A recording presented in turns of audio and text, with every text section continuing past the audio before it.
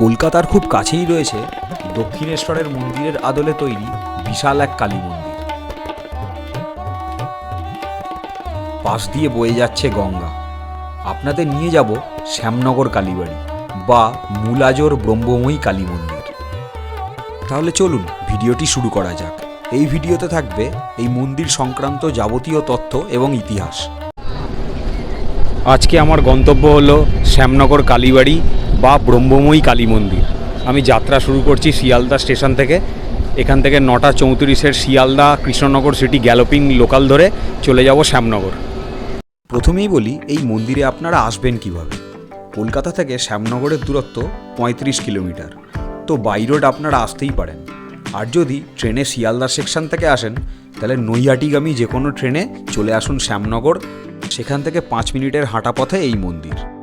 আর Howrah section থেকে এলে ভদ্রেশ্বর বা মানকুণ্ডু অবধি এসে তেলেনিপাড়া খেয়াঘাট থেকে লঞ্চে করে শ্যামনগর। এবার আমি যাব 1 নম্বর প্ল্যাটফর্মে। 1 নম্বর প্ল্যাটফর্ম দিয়ে বেরিয়ে 5 মিনিট হাঁটলেই পড়বে শ্যামনগর কালী মন্দির।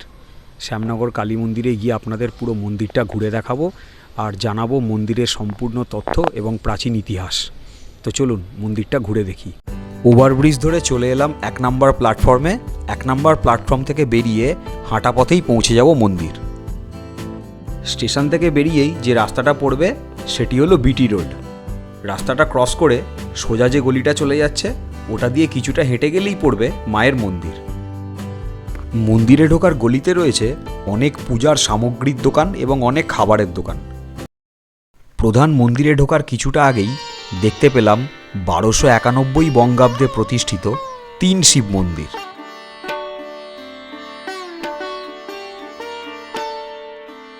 এটি হলো ব্রহ্মময়ী কালী মন্দিরের প্রবেশদ্বার। এরকম আরও 3টি প্রবেশদ্বার রয়েছে। মন্দিরটি রয়েছে একটি বিস্তীর্ণ জায়গা জুড়ে। মাঝখানে প্রধান মন্দিরের দুপাশে রয়েছে 6টি করে শিব মন্দির। প্রধান মন্দিরের সামনে রয়েছে সুন্দর একটি নাট মন্দির ও শিব মন্দিরগুলির পিছন দিকে রয়েছে একটি রাধাকৃষ্ণ মন্দির। এখানে কোনো মন্দিরের ভিতরেই ভিডিও করা ও ছবি তোলা যায় না, সেটা প্রতিটি মন্দিরেতেই বড় বড় করে লেখা রয়েছে। তাই আমি মন্দিরের বিগ্রহ আপনাদের দেখাতে পারবো না। মন্দিরের বাইরের দৃশ্যের ভিডিওই আমি করেছি। এইবার এই মন্দিরের সাথে জড়িত কিছু ঘটনার কথা আপনাদেরকে জানাবো। প্রথম ঘটনাটি ভক্ত রামপ্রসাদকে নিয়ে। দেবী কালী এখানে দক্ষিণমুখী থেকে পশ্চিমমুখী হয়ে গেছেন। কথিত আছে বিখ্যাত শ্যামাসঙ্গীত শিল্পী, পূজারী ও ভক্ত রামপ্রসাদ একবার নৌকায় চড়ে শ্যামাসঙ্গীত গাইতে গাইতে এইখান দিয়ে যাচ্ছিলেন হালিশহর থেকে কলকাতা। তখনই নাকি দেবী কালী তার গান শোনার জন্য দক্ষিণ দিক থেকে পশ্চিম দিকে ঘোরেন। তারপর থেকেই এখানে দেবী কালী পশ্চিমমুখী। সাধক বামাখ্যাপা স্বয়ং এই মন্দিরে এসে দেবী কালীকে ভোগ অর্পণ করেছিলেন। রানী রাসমণি তার বাল্যকালে অনেকবার এই মন্দিরে এসেছিলেন এবং পুজো দিয়েছিলেন। পরবর্তীতে তিনি যখন দক্ষিণেশ্বর মন্দির স্থাপন করেন তখন অনেকটাই এই মন্দিরের আদলে তিনি বানিয়েছিলেন। গঙ্গার পাড়ে এই জাগ্রত কালী মন্দিরটি যদি না দেখে থাকেন তাহলে অবশ্যই একবার আসুন। এখানে মন্দির খোলা থাকে সকাল 7টা থেকে দুপুর 12:30 ও বিকেল 4টে থেকে রাত 8টা পর্যন্ত। এখানে নাট মন্দিরের সামনে দিয়েই একটি গেট আছে যেখানে গঙ্গার ঘাটে নামা যায়। গঙ্গার ঘাটে দারুণ কিছু সময় কাটালাম। নিরিবিলি এই গঙ্গার ধারটা অবশ্যই একবার দেখে আসবেন।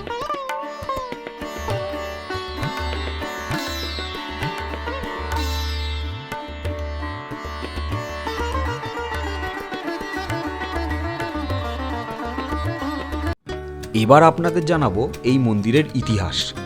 1809 সালের 31শে বৈশাখ প্রিন্স দ্বারকানাথ ঠাকুরের ভাই জমিদার গোপীমোহন ঠাকুর এই মন্দির প্রতিষ্ঠা করেন। তিনি দেবী কালীকে কন্যা বলে মনে করতেন। পরবর্তীতে তিনি দেবীকে কন্যারূপেই পেয়েছিলেন।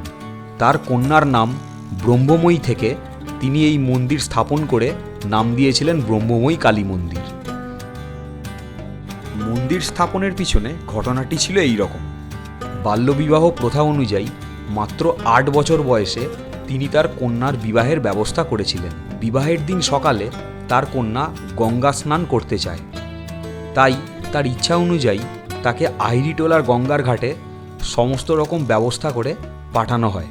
কিন্তু অদ্ভুতভাবে ব্রহ্মময়ী নদী থেকে আর উঠে আসেনি। এই ঘটনার পর গোপীনাথ ঠাকুর কন্যাশোকে প্রায় পাগলের মতো হয়ে যান। এই সময় তিনি দেবী কালীর স্বপ্নাদেশ পান যে মূলাজোড়ে গঙ্গার ধারে তিনি তার কন্যাকে পাবেন। কথিত আছে এখানে এসেই তিনি তার কন্যার মৃতদেহ পান এবং কোষ্ঠী পাথরের দেবী মূর্তি পান। তারপরেই গোপীমোহন ঠাকুর এই মন্দির প্রতিষ্ঠা করেন। সমগ্র মন্দিরের মাঝের যে ব্রহ্মময়ী মায়ের মন্দিরটি সেটি 9টি চূড়া বিশিষ্ট।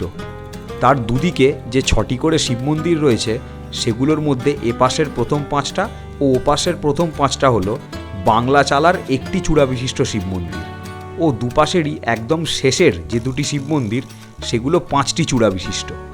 এটি হলো এখানকার রাধাকৃষ্ণ মন্দির। মন্দিরের ভিতরে ছবি ও ভিডিও তোলা বারণ বলে আমি বাইরে থেকে দেখালাম। ব্রহ্মময়ী মাকে পুজো দিয়ে মন্দির দর্শন করে বেরোনোর পর আমি মন্দিরের মার্কেটটা পুরো ঘুরে দেখলাম। মার্কেটটা সত্যিই খুব জমজমাট। আজকের ভিডিওটা এই পর্যন্তই। দেখা হবে পরের কোনো ভিডিওতে। যদি আমার ভিডিও আপনাদের ভালো লেগে থাকে তাহলে অবশ্যই লাইক, শেয়ার ও কমেন্ট করবেন এবং আমার চ্যানেলটি সাবস্ক্রাইব করবেন।